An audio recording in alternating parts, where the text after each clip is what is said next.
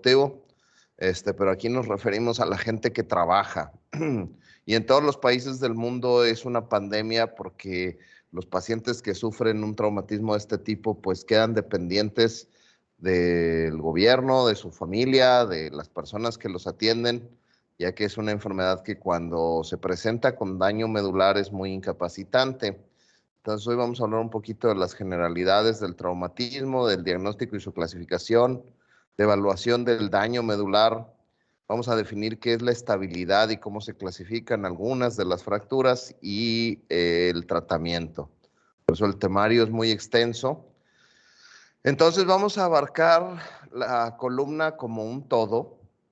Es más común las lesiones medulares en la columna cervical, obviamente por razones anatómicas. En la columna lumbar solo tenemos en la parte superior el cono medular, ya que la médula espinal termina aproximadamente entre L1 y L2 en la etapa adulta.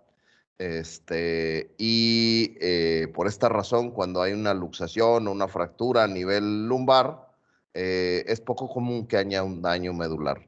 Y a nivel torácico, que sí tenemos un espacio del canal estrecho y donde una lesión traumática puede producir un daño medular con facilidad.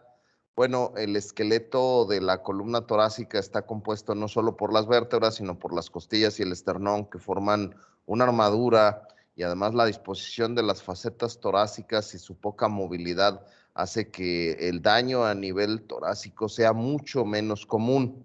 Dado esto, la columna más móvil de todas es la columna cervical, donde se contienen todas las fibras descendentes de los tractos motores, las fibras ascendentes de los tractos sensitivos, concentradas en el cordón medular, que no es más grueso que su dedo meñique. Entonces es muy fácil que se pueda producir una lesión de este tipo. Y hablando propiamente del esqueleto axial, o sea, de las vértebras, los ligamentos que las unen y los discos intervertebrales, vamos a hablar sobre fracturas o fracturas luxaciones o luxaciones puras. Dividimos la columna cervical en la columna cervical alta o la unión occipito-cervical, que se compone de dos vértebras atípicas, que es el atlas y el axis, y la unión de estas con el hueso occipital. Y a estas las vamos a manejar en un tema aparte porque al ser vértebras atípicas, su comportamiento también lo es. Y todas las fracturas que se presentan o luxaciones que se presentan de C2 hacia abajo, las vamos a clasificar como fracturas subaxiales. Entonces, las fracturas o luxaciones cervicales subaxiales se presentan hasta en un tercio de todas las lesiones traumáticas de la columna. Es decir, cuando tengan un paciente que tiene un traumatismo raquimedular, el 33% pueden ustedes esperar encontrar entre C2 a T1 la lesión, ¿verdad? Las vértebras que se afectan con mayor frecuencia son las que tienen un mayor rango de movimiento. Si no lo recuerdan, en la anatomía el rango de movimiento está determinado en cada nivel y es diferente para cada segmento. Por lo tanto, los niveles más móviles en la columna cervical muchas veces son los niveles de transición. En este caso, C6, C7 es uno de los niveles más móviles y C7, T1 también.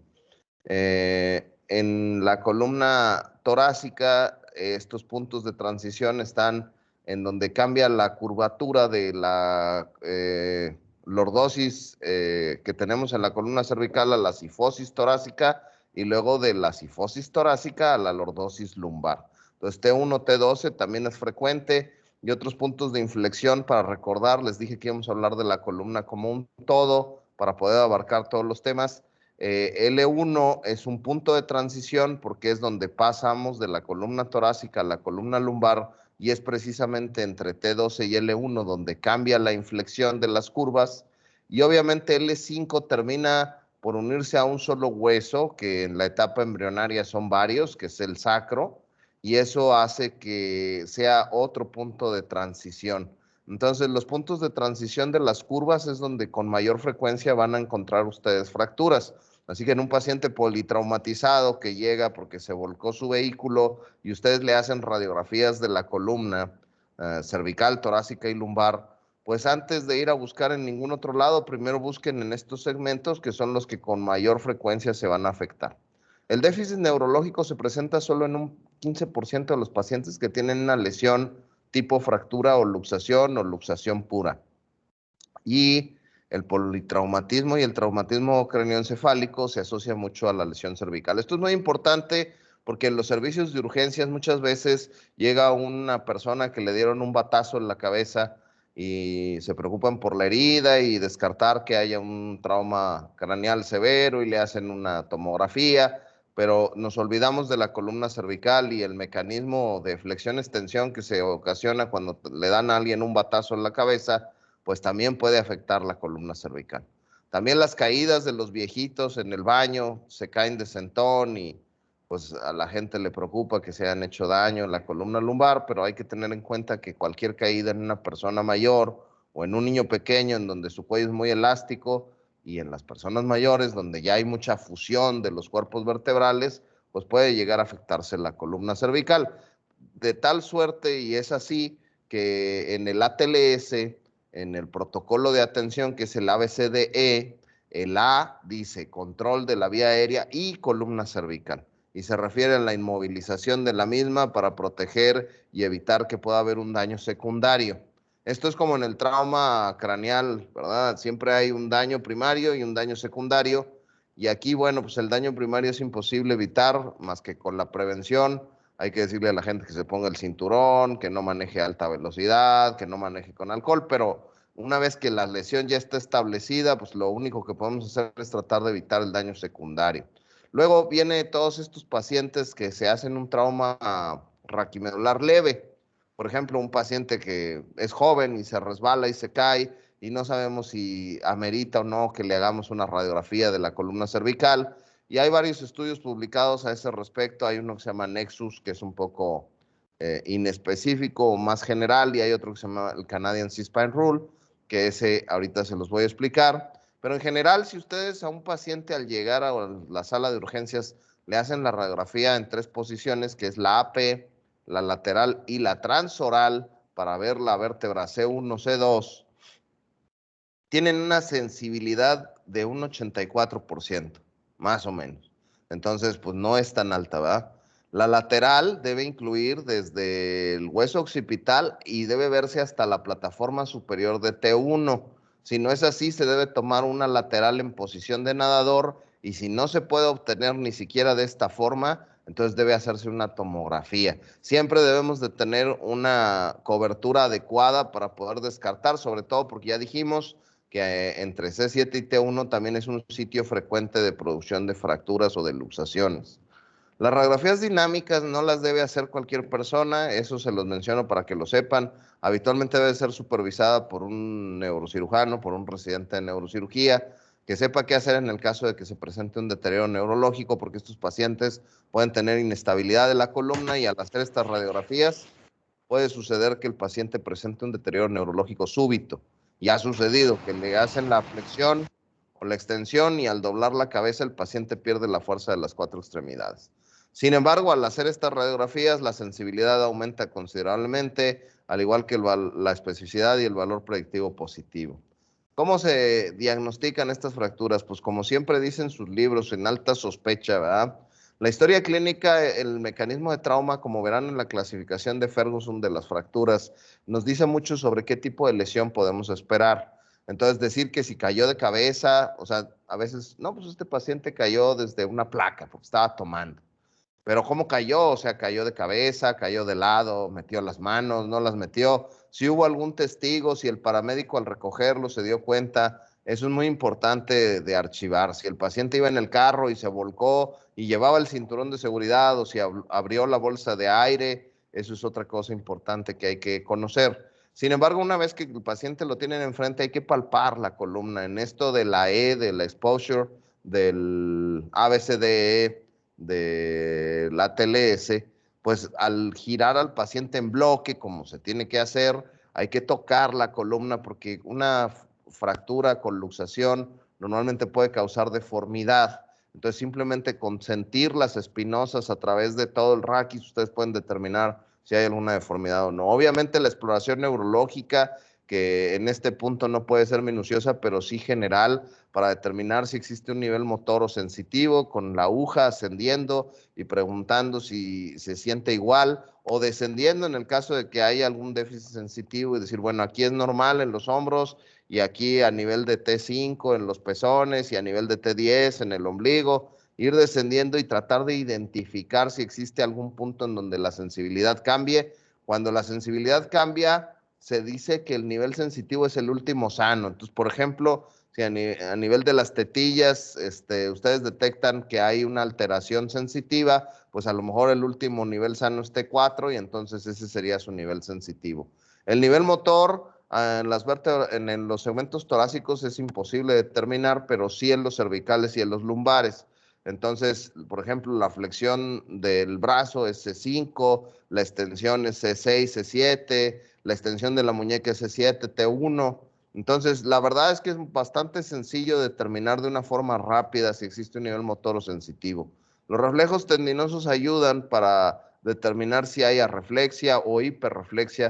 Es raro que un paciente con una compresión medular aguda tenga hiper. Normalmente ahorita les explico por qué están arreflécticos, pero el identificar que no tienen reflejos sería un hallazgo importante. Y los reflejos cutáneos abdominales, que se los explico en una diapositiva más adelante, también nos pueden ayudar a localizar la lesión. El estudio Nexus es un estudio que se hizo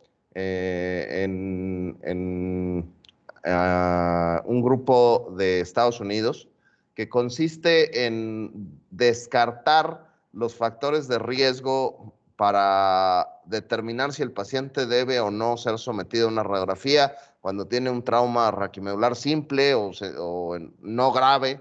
Entonces dice que no haya dolor en la línea media, que no haya un déficit neurológico, que el paciente esté alerta, que no esté intoxicado y que no tenga dolor y que no tenga, dice, una lesión por distracción. Entonces, estos son factores que si el paciente tiene dolor en la línea media, en la columna cervical, o si tiene algún tipo de defecto neurológico, aunque sea leve o aunque sea sensitivo, o si el paciente al llegar está intoxicado o por alguna razón ajena al traumatismo raquimedular, el paciente no está alerta o se queja de mucho dolor, bueno, cualquiera de esas nos llevaría a tomar la radiografía. Como ven, les dije, es un poco vago, es un poco inespecífico. Este es el Canadian C-SPAN Rule, este es un poco más específico. En el lado derecho, en el recuadro, ustedes pueden ver cómo se clasifican los mecanismos simples y los mecanismos peligrosos. Obviamente no están todos ahí, eso ya sería más bien una cuestión también de criterios, si fue un mecanismo simple o peligroso, pero normalmente esto nos ayuda a saber diferenciarlos. También nos ponen rangos de edad. También nos dice si hay algún tipo de síntoma. Entonces, en los ítems azules del lado izquierdo, en el primer punto es determinar si existe algún factor de riesgo que haga mandatoria la radiografía. Entonces, ahí está la edad, el mecanismo peligroso o si tiene algún tipo de parestesia. Y luego, en el caso de que sea un mecanismo simple, bueno, si es un mecanismo simple y el paciente puede estar sentado, si puede levantarse y moverse en el área de urgencias, que tenga ausencia de la sensibilidad que hablábamos en la línea media. Entonces, estos pacientes, si cumplen cualquiera de estos criterios, pasan al ítem 3, si no lo cumplen, pues van directo a radiografía. Y luego finalmente el tercer ítem es el quitar el collarín y pedirle al paciente que gire el cuello. Habitualmente cuando el paciente llega a urgencias y llega inmovilizado por los paramédicos, pues no hay que quitar el collarín hasta que se haya hecho una radiografía, pero en el caso de que sospechemos que por el tipo de mecanismo no la requiera, bueno, pues entonces llegamos a este punto donde el paciente ya se sentó, ya se levantó, ya caminó, ya vimos que mueve todas sus extremidades. Ahora le quitamos el collarín y el paciente gira el cuello 45 grados a cada lado. Si el paciente lo puede hacer sin presentar dolor y puede hacer el rango de movimiento completo, entonces no requiere la radiografía. Pero como ven, si lo ponemos de esta forma, pues la gran mayoría de los pacientes que lleguen la van a necesitar. Cuando hablamos de radiografía, hablamos de que al menos tenga la radiografía lateral de cervicales en el área de resucitación, pero en el estudio completo del paciente debe tener al menos 3, la AP, la lateral y la transoral.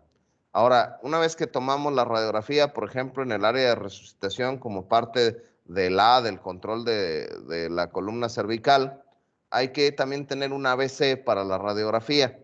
Es muy frecuente que veamos una radiografía, que nos traigan una radiografía que es de otro paciente. Eso cada vez va a suceder menos con los sistemas digitales, pero aún en un sistema digital, de repente uno se mete, está con el nombre del paciente en el archivo del paciente y el nombre de la radiografía es otro. Entonces hay que ver que el nombre coincida con el del paciente. Lo otro es que sea una extensión adecuada, que no esté muy penetrada, que se vea hasta la plataforma de T1. Y lo otro es la alineación. Entonces, en el A, primero vamos a ver que sea de nuestro paciente, que esté adecuadamente tomada, y el primer punto a revisar propiamente la radiografía sería la alineación.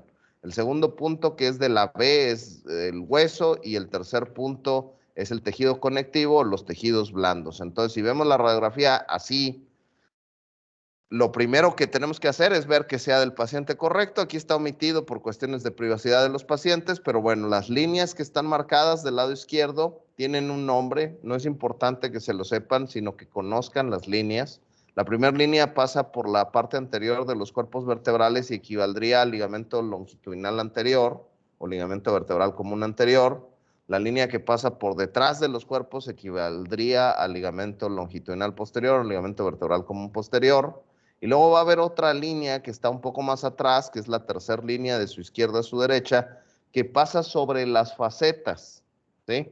Entonces, la línea interfacetaria, y esta línea a veces nos determina si hay una ruptura, por ejemplo, del anillo neural, aunque no hay una luxación propia, va a estar desalineado. Y por último, la línea que es menos simétrica es la de las espinosas, porque cada espinosa tiene un tamaño diferente, pero que habitualmente, además de ver el tamaño de las espinosas, debemos de valorar las espinosas ya en el punto B, y debemos de ver la distancia que hay entre cada una de ellas. Si la distancia siempre es más o menos simétrica, cuando se separan mucho entre dos espinosas hay una separación muy grande, eso nos puede hacer sospechar que hay algún tipo de lesión. Y luego analizamos vértebra por vértebra. Las primeras dos vértebras, las que dijimos que son atípicas, pues vamos a tener que visualizarlas también, pero tenemos que tener en cuenta que también las vamos a ver por la proyección transoral.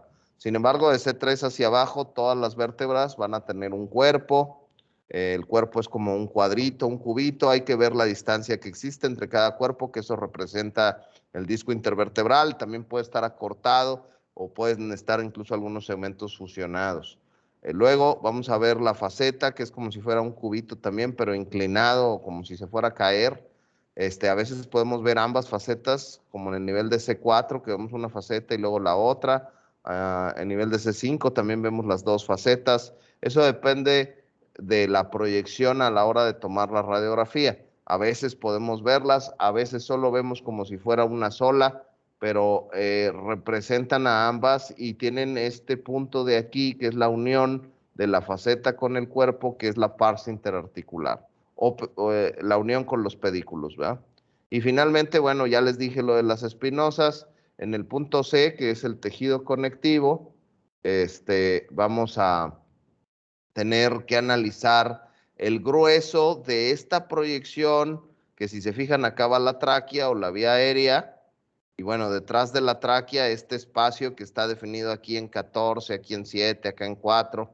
Bueno, este espacio blanco que está aquí está compuesto básicamente por los ligamentos y por un músculo que es el lungus colli, ¿verdad? Ese músculo tiene dos vientres que están insertados hacia la línea media en una proyección coronal. Y cuando se produce una lesión en algún cuerpo vertebral, por ejemplo, una luxación simple sin fractura, podemos no ver nada en el hueso, pero ese espacio se va a hacer muy, muy, muy grueso porque se va a producir un sangrado y un edema en el músculo que va a hacer que la tráquea se vea como empujada hacia adelante. Entonces, más o menos la fórmula clásica decía que a este nivel fuera 5, entre C3, C4 hasta C5 fuera 10, y de ahí hacia abajo fuera 15, el 5, 10, 15, que es más fácil de aprender, pero en general es variable y en promedio debiera medir menos de 7 a nivel de C2 y más o menos a nivel de C5 hacia abajo menos de 14. Lo podemos medir, pero más que medirlo es también que nos dé la impresión de si está más grueso o menos grueso. Algunas otras mediciones, bueno, el canal a nivel de C2 es la parte más ancha y ahí debe medir más o menos 13 milímetros. De ahí hacia abajo puede medir 12 milímetros. Y la distancia entre la odontoides y el arco anterior del atlas siempre debe medir menos de 4 milímetros. Las lesiones que se producen en la columna cervical pueden tener diferentes formas de presentación. Por ejemplo, a veces vemos una fractura aquí, es muy evidente porque es un dibujo, pero a veces en la persona, en la radiografía, no es tan evidente, pero sí vemos la angulación. Y esa angulación nos puede hacer sospechar que hay algún tipo de fractura o de luxación. La angulación es fácil de medirla, aquí está el ejemplo de cómo se mide. Sin embargo, no es necesario que la midan, sino que la detectemos. Habitualmente la angulación en la columna cervical pues va acompañado de una pérdida de la lordosis, una rectificación o incluso una inversión de la lordosis con cifosis cervical.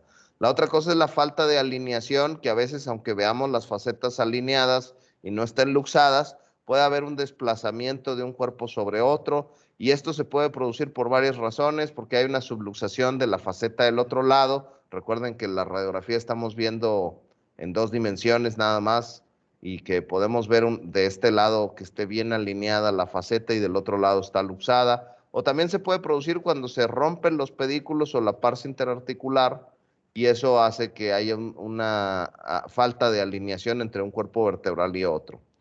También podemos medir la distancia de los cuerpos vertebrales atrás y adelante y más o menos si los comparamos debe ser simétrico en los diferentes cuerpos de la columna subaxial y eso nos puede hacer sospechar también si existe algún tipo de fractura. Lo que les decía de la subluxación, a veces vemos una faceta bien alineada, a veces puede estar parcialmente desalineada o definitivamente puede estar luxada, como es en el ejemplo 5, el que está en el cuadro sombreado, donde la faceta prácticamente brincó y pasó de la parte de atrás a la parte de adelante. Entonces, esta es una luxación completa de esa faceta. Puede ser que la faceta del otro lado también esté completamente luxada. Cuando ambas facetas se luxan, debe haber un desplazamiento promedio del cuerpo vertebral al menos de un 50%.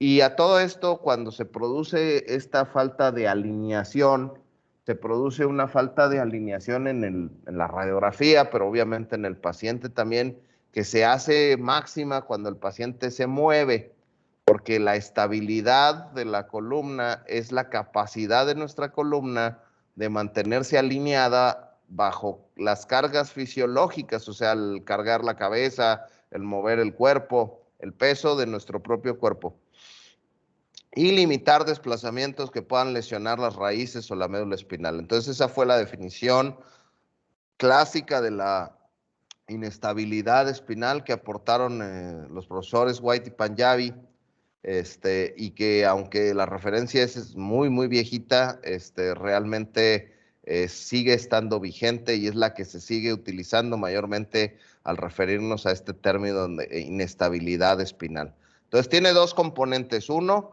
la incapacidad de la columna para mantener o limitar los desplazamientos y dos, pues prevenir que exista daño a la médula espinal y a las raíces nerviosas.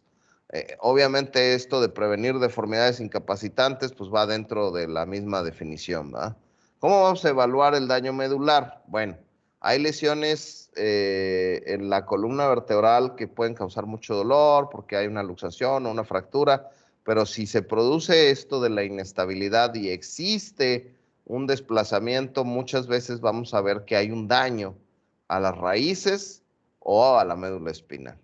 El que nos atañe o nos preocupa un poco más es el de la médula espinal porque es el que va a dejar una mayor incapacidad, ya que en la médula espinal van compactados, como decíamos, todos los tractos motores y sensitivos. Pero entonces cuando hay una lesión en la médula espinal podemos tener dos escenarios. Una lesión en la que hay toda pérdida de función neurológica, incluyendo sensitiva motora o autónoma, que con el tiempo en los pacientes con sección medular lo vemos, que se les enfrían los miembros inferiores o los miembros superiores, dependiendo de dónde tengan la lesión, se edematizan, todas las funciones autonómicas de la médula espinal pues también se pierden, ¿verdad? Esto conlleva que, por ejemplo, en el caso de los hombres, pues se pierde la función sexual, se pierde el control de los esfínteres en ambos, en hombres y mujeres. Entonces, toda función autonómica también se pierde. Y en la incompleta, bueno, pues es que tenga una alteración neurológica con una función residual que pueda ser funcional o no. Entonces, eso nos lleva a una clasificación de la función medular cuando se produce una lesión medular, ¿verdad? Si el paciente tiene una lesión medular, pues podemos tener el grado máximo de lesión, que sería el Frankel A. Frankel A quiere decir que es una sección medular completa. Cuando hay sensibilidad pero no hay movilidad es un B. Cuando hay una función motora residual que no le permite al paciente levantarse, pero vemos el movimiento, es C. Cuando el paciente se puede levantar y mover y sostenerse, pero su función no es normal, es un D. Y cuando la función es totalmente normal, es la E. Esta escala también es muy vieja, se ha modificado. Ahora le llamamos de Frankel-Asia. Sin embargo, no ha cambiado sus grados. Lo que sucedió es que la clasificación de Asia, que también se publicó hace ya varios años, que consiste en hacer un registro de la función neurológica motora y sensitiva y darle una puntuación para poder hacer una objetivización de la exploración neurológica y saber si el paciente que está en urgencias con una lesión neurológica se está deteriorando o no. Se inventó esta escala que se pegaba a la cama del paciente y que llenaba el experto, enfermera neurológica o residente de neurocirugía o neurocirujano, y que había que estar revisando al paciente cada hora y estar evaluando y calificando la función motora y sensitiva para ver si existía o no un deterioro neurológico. Puede ser que sea un paciente que llegue con una función residual bastante funcional, pero que traiga un hematoma y que no sabemos si operarlo o no, y entonces hay que estarlo revisando. Y estas dos escalas se conjuntaron, Frankel y Asia, porque al final esta objetivización de la exploración neurológica nos permite dar una puntuación. También está dividido entre si es derecha e izquierda, y como ustedes verán del lado derecho, en la función sensitiva trae ahí los dermatomas para que sepan localizar si existe por ahí alguna alteración, y se evalúa con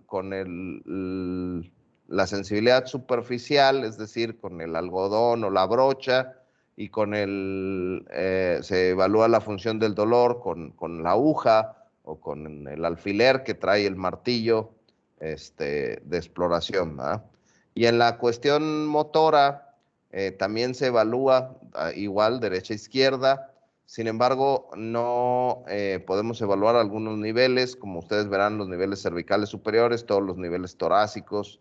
Entonces, ahí en cada rubro, por ejemplo, la flexión del codo, S5, la extensión de los músculos extensores de la muñeca son el 6, los extensores del codo son C7, y de esta forma podemos ir dando una puntuación para al final ir obteniendo un total y saber si hay un deterioro, si es izquierdo, si es derecho, si hay una alteración en la función sensitiva o no. Del lado derecho también verán que viene una cosa que dice si existe una sensación anal.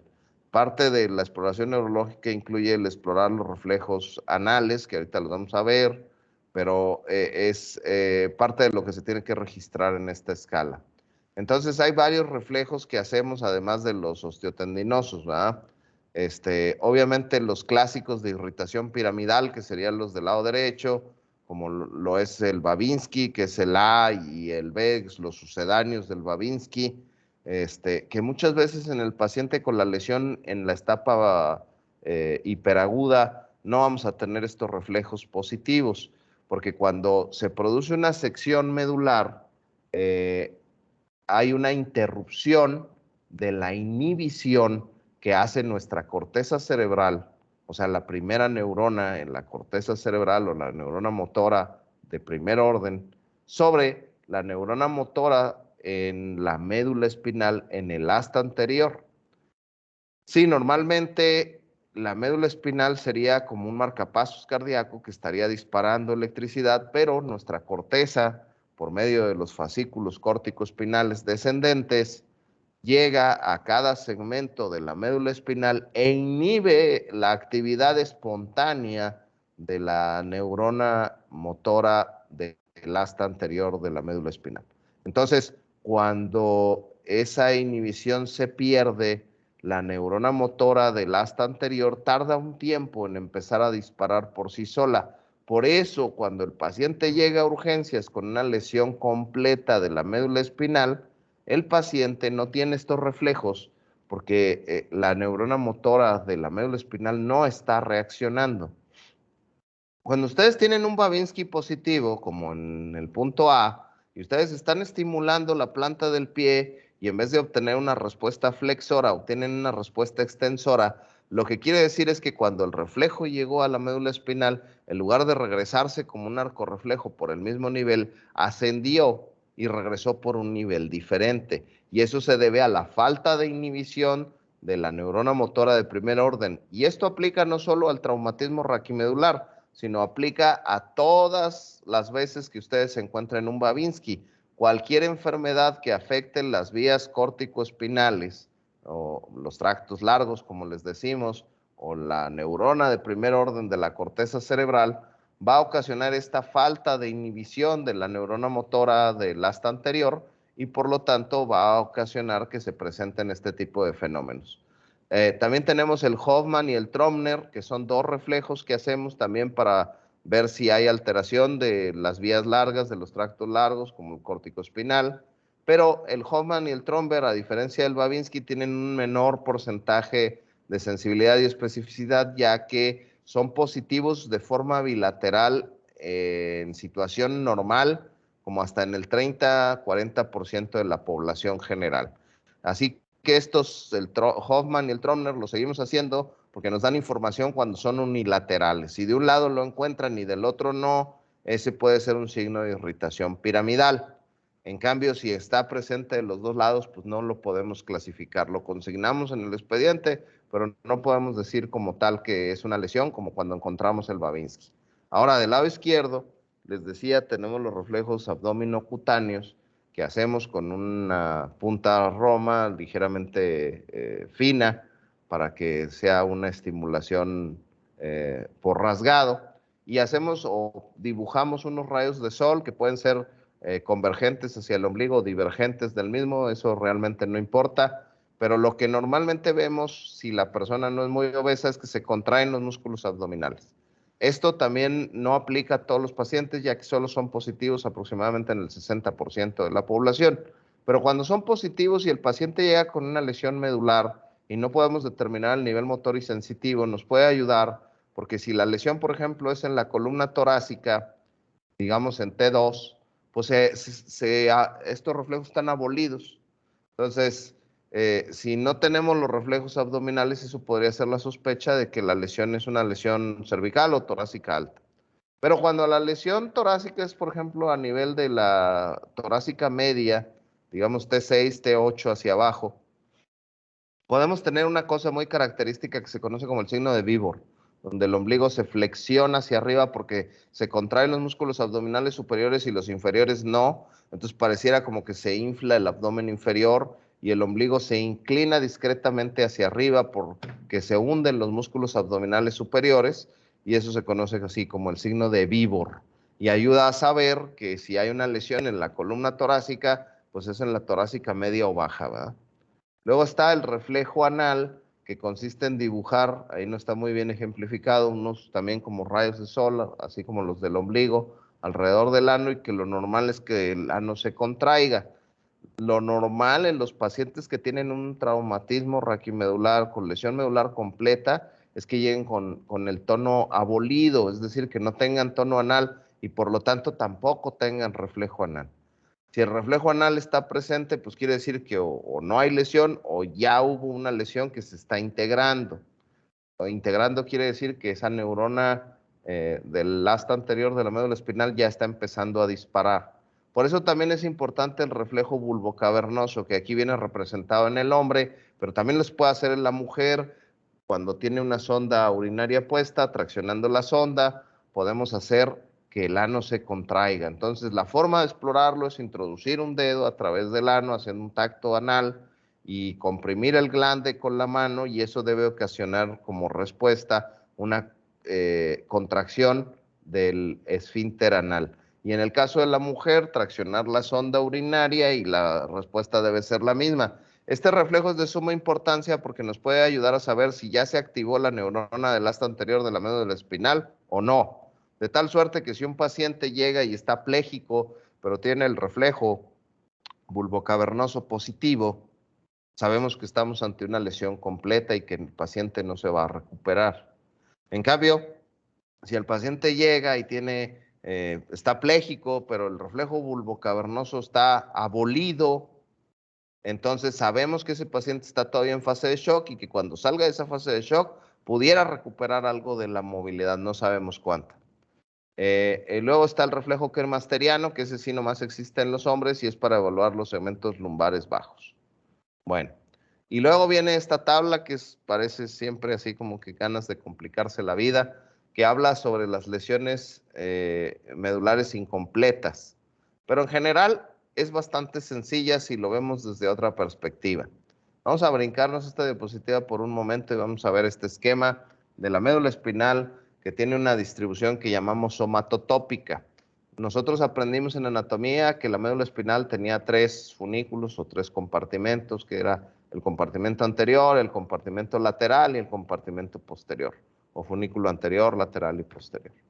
Y estos a su vez pues tienen una serie de tractos ascendentes y descendentes que contienen cada uno de estos funículos o pilares.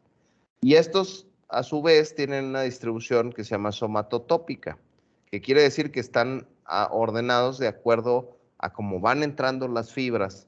Entonces la distribución de la columna en este sentido es así. La parte central es cervical, o sea, si se fijan, este cervical, cervical, cervical. La parte media es la torácica y conforme nos vamos alejando de la médula espinal, pues es lumbar y al final lo sacro.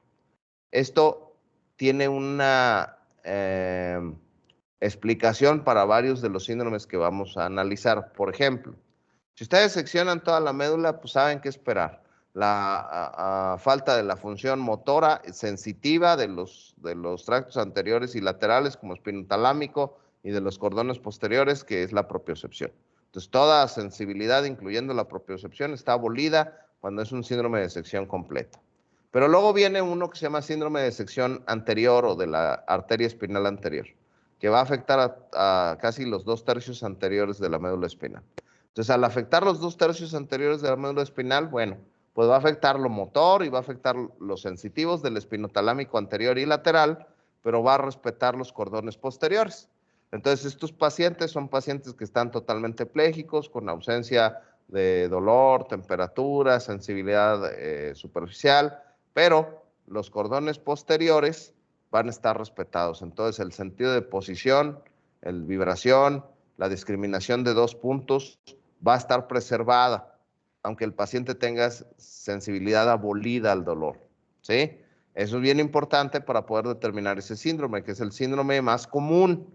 Este se le llama de la arteria espinal anterior también, porque acá adelante en la columna cervical va la arteria espinal anterior y cuando se produce una fractura, una luxación, una hernia de disco, se puede comprimir y si se comprime lo suficiente, pues la sangre deja de circular en los 2/3 anteriores de la médula espinal, así que por eso también se le conoce como el síndrome de la arteria espinal anterior.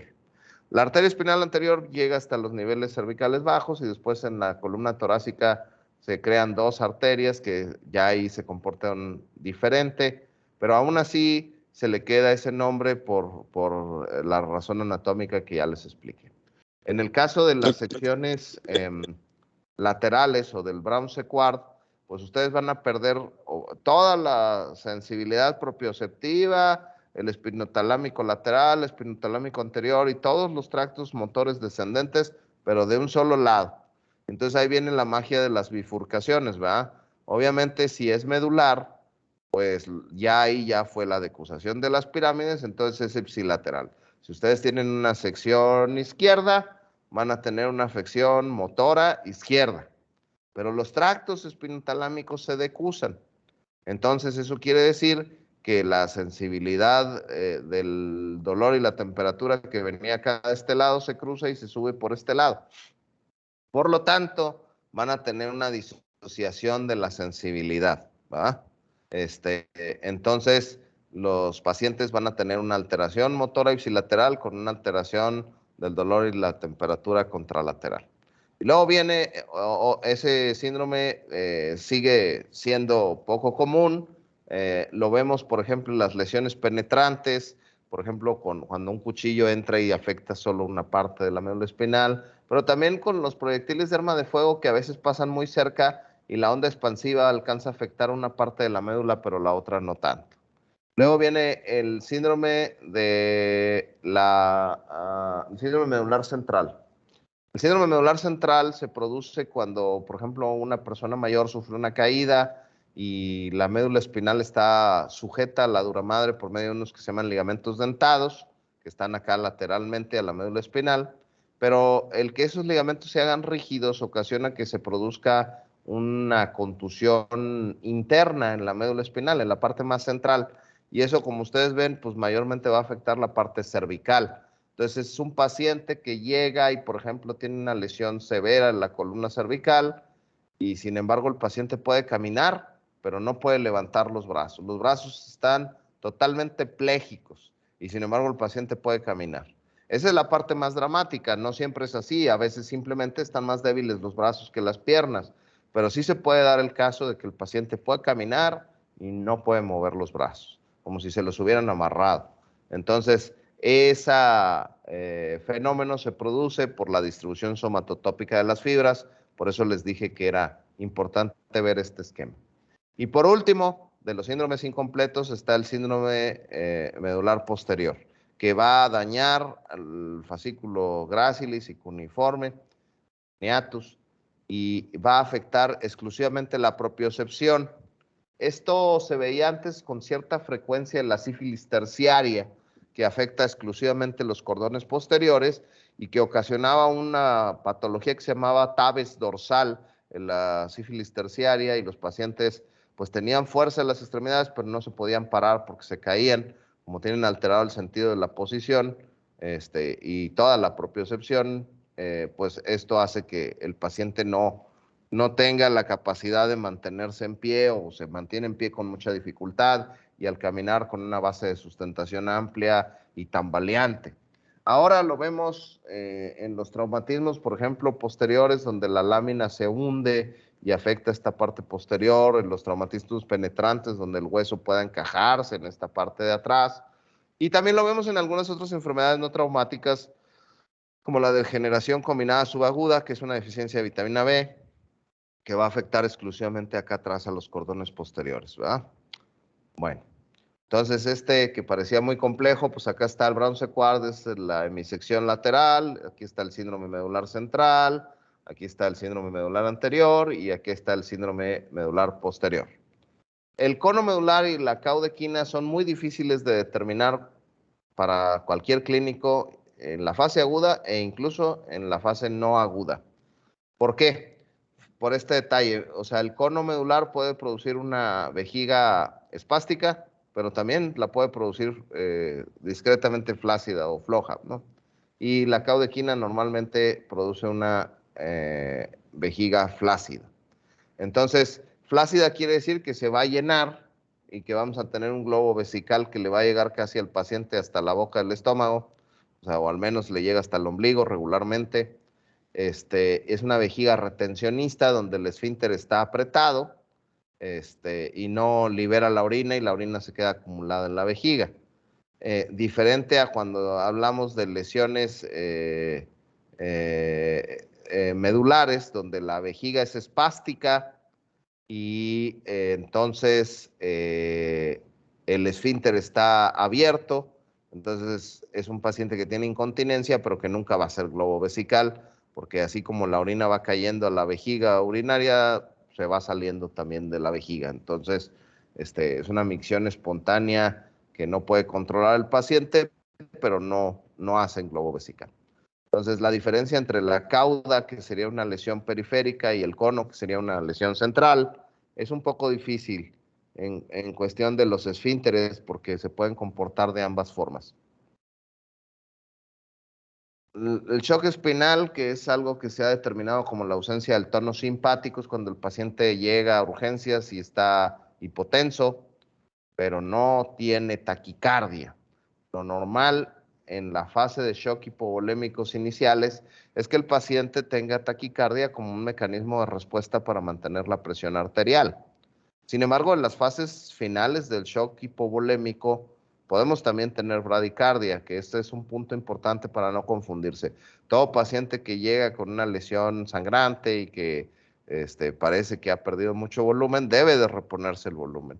El punto es que en esa resucitación primaria podemos ver que le pasamos volumen y le pasamos volumen y el paciente sigue estando hipotenso, no levanta la presión arterial, pero también nos damos cuenta que no está taquicárdico. Es decir, aunque le metemos volumen para que empezara a hacer lo suyo los mecanismos autónomos, el paciente está bradicárdico o normocárdico. Entonces, otra de las características es que es refractaria a líquidos. Le pasen los líquidos que les pasen, no va a subir la tensión arterial. Primero le hacen un edema pulmonar antes de que le suba la presión. Entonces, estos pacientes tienen que ponérsele aminas vasogénicas, particularmente norepinefrina, para levantar la presión arterial, ¿verdad? El shock espinal, y le pongo ahí shock medular en 3 signos, porque el shock medular también se le ha llamado así a este fenómeno de la ausencia de la respuesta de la neurona motora del asta anterior. Es decir, un paciente con una lesión medular debería estar hiperrefléctico, espástico, con una vejiga espástica, con el esfínter abierto, y sin embargo, lo común de la sección medular es que el paciente llegue totalmente flácido, arrefléctico, sin tono, con una vejiga retencionista. Entonces, eso ya les expliqué por qué es la falta de la respuesta de la neurona del asta anterior, de la médula espinal, ante la pérdida súbita de la inhibición de la neurona motora primaria a través del fascículo córtico espinal descendente. Antes les enseñábamos esto y ahí están las referencias de revistas muy prestigiosas a nivel mundial, porque todos los pacientes que tenían daño medular había que aprenderse esta dosis. Se le daba una dosis de impregnación de 30 miligramos para 45 minutos por kilo de peso, y luego el mantenimiento, que era por 23 horas si el paciente llegaba antes de 6 horas al hospital, y por 47 horas si el paciente llegaba después de 6 horas al hospital, y se mantenía una dosis de 5.4 miligramos por kilogramo por hora. Bueno, esto es bueno que sepan que existió y que lo conozcan, porque en alguna cosa de cultura se los pueden preguntar, pero ya no se usa. Entonces, si en el Nacional de Residencia les preguntan, esto ya está contraindicado. Está bien demostrado que esto, lejos de ayudar al paciente, lo perjudica porque lo predispone a infecciones, a edema pulmonar, entre otras cosas. Entonces, ya no se utiliza la metilprednisolona, no le tienen que poner Alin, no le tienen que poner Dexavión al paciente que llega con una lesión medular. No está indicado, incluso está contraindicado. Ahí están las recomendaciones, no hay evidencia suficiente para usar los corticosteroides ni ningún otro medicamento en la etapa aguda. Entonces, los corticosteroides están proscritos, no se deben utilizar. Si se lleva nomás eso de esta clase, es bastante bueno, porque lo seguimos utilizando mucho, y más los compañeros que se van al servicio social. Les dije que la columna tenía 2 partes. La unión craneocervical es punto de otra discusión. Esto lo vamos a ver un poco más rápido, es menos común. Y normalmente se conoce menos. El médico general sabe menos de la luxación atlánto-occipital, y por lo tanto, pues si no lo sabe, pues no lo piensa. Entonces los ojos no pueden ver lo que el cerebro no piensa. La luxación atlánto-occipital es bastante rara, se produce más en los niños porque tienen la columna más móvil y sus ligamentos son más elásticos, y el 50% de los casos se van a morir antes de llegar al hospital. Pero ese otro 50% que llega al hospital muchas veces va a pasar desapercibido y va a tener una lesión secundaria. Entonces, ya les decía que era más frecuente en los niños y anatómicamente las causas pues son esas. El mecanismo de trauma normalmente son hiperflexiones o hiperextensiones, es lo que comúnmente se conoce como causa de esta luxación. Los hallazgos neurológicos, entre ellos pueden encontrarse la paresia de pares craneales bajos, de glosofaringio, vago, espinal y hipogloso. La debilidad de las extremidades o parálisis o paresia o cuadriplejía es también común y a veces no se sabe por qué sucedió. Y los cambios en el aporte vascular a las arterias vertebrales pues muchas veces van a ir acompañados de disección, trombosis, incluso puede haber infartos cerebrales. Porque al producirse una luxación, pues se altera la circulación de la vertebral, recordando que la vertebral pasa por el agujero transverso en C1. Obviamente, si hay una luxación, pues puede haber una distracción de la arteria y con esto una disección y una trombosis. Hay 3 tipos de dislocaciones, la anterior, la posterior. La anterior es como el tipo 1, la posterior es como la tipo 3 y la que es directa o axial como la tipo 2. Los métodos diagnósticos, el principal método, hay muchos, de hecho, en otra presentación que tenía les ponía todos, pero este es ya el único que les pongo porque es el más confiable. Todo paciente que tenga la sospecha de esto, por ejemplo, si tienen un paciente que llega cuadripléjico y trae pares craneales bajos, no le encuentra nada, pues ya sabrán que tienen que sospechar que podría haber algo más y obviamente le van a hacer una tomografía. Esto no se puede medir en radiografía. El intervalo entre los cóndilos del occipital, que son estos, eso es en la anterior, en la AP, y en la lateral, o en el corte coronal y en el corte sagital, vamos a ver la distancia que existe entre el cóndilo y C1, siempre debe ser menos de 2 milímetros. Es constante desde niños hasta adultos, así que no hay un cambio significativo por la edad, cosa que sí sucede con otros métodos. Existe una fuerte simetría izquierda-derecha. Así que si de un lado está abierto y del otro no, pues es una luxación parcial, ¿no? Existen todos estos otros métodos. Este se llama relación de Powers, el X-line, el diámetro base-ondiente. Este es el que ya les expliqué, el cóndilo C1, y este es uno que se llama de Harris. La verdad es que son muchos, no tiene caso explicarlos todos. Cada uno tiene una forma de determinar diferente si hay o no hay una luxación, pero al final todos los métodos tienen una sensibilidad y una especificidad. Aquí nomás para recordar sensibilidad, si ustedes ven A entre A más C, estamos detectando ¿a quién? A los enfermos. Entonces, sensibilidad, cuando hablen de sensibilidad, piensen en la segunda letra y la segunda letra les va a decir a quién está determinando. La sensibilidad detecta a los enfermos. Y la especificidad, si decimos que es D entre B más D, D entre B más D, estamos detectando a los pacientes sanos. Entonces, igual, la segunda letra les dice de quién estamos hablando. Bueno, la sensibilidad y la especificidad de cóndilo C1 está por arriba del 90 y tantos por ciento. Según la serie que revisen, puede ser más del 95%, y la sensibilidad y especificidad de todos los otros métodos es más baja. Esto nos lo vamos a brincar. Bueno, ¿qué se hace con estos pacientes? Normalmente se intuban, al igual que los pacientes que tienen una lesión medular alta, se reaniman con aminas por aquello de que tengan el shock medular, pero si no, sí se tiene que mantener una presión arterial media de más de 70 milímetros para que se mantenga perfundida adecuadamente la médula espinal, porque si no puede haber una baja de perfusión y esto causar un daño secundario. La tracción esquelética, que es algo que hacemos cuando hay luxaciones subaxiales, no debe hacerse cuando sospechamos una lesión de la unión craniocervical, particularmente en la luxación atlanto-occipital. Como son muy poquitos los casos, realmente no hay recomendaciones, no hay guías de tratamiento con evidencia tipo 1 de qué se tiene que hacer en cada paso, así que sigue cayendo en lo que se conoce como el estado del arte. Las otras fracturas que se producen de la unión craniocervical son las fracturas de C2. Hay 2 tipos, esta que se llama de Anderson-D'Alonso, que es tipo 1 cuando es la punta del diente, tipo 2 cuando es la base, tipo 3 cuando involucra el cuerpo. Y hay otra fractura de C2 que se conoce como fractura del ahorcado o de Hagman, que se ocasionaba cuando les ponían la cuerda por un ladito, el nudo, en la cual se llama espondilolistesis traumática del axis, donde se rompen los pedículos, aquí lo están viendo, se separa el arco posterior de la parte anterior. Eso normalmente también suele ser muy mortal, pero si el paciente sobrevive, pues pueden llegar a verlo, ¿verdad? Y van a ver esa separación. Esto se puede identificar con las radiografías transorales. Y la otra fractura que se ocasiona en la vértebra C1, que puede ser de los 4 vértices de los arcos, o puede ser de 1, o puede ser de 2. Esta se conoce como fractura de Jefferson.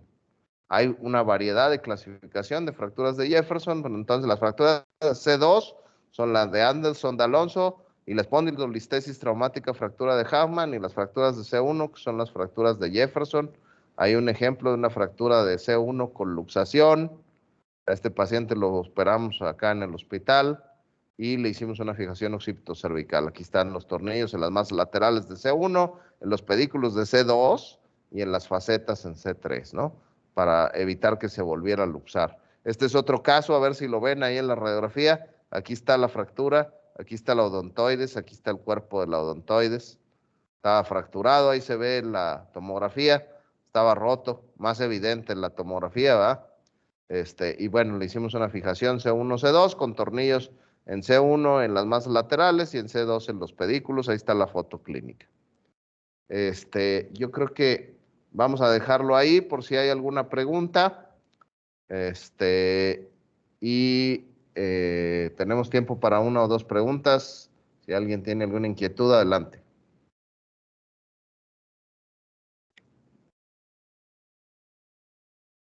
Bueno, yo sé que es un tema muy extenso. Si tienen alguna duda, me pueden contactar ahí por medio del Teams.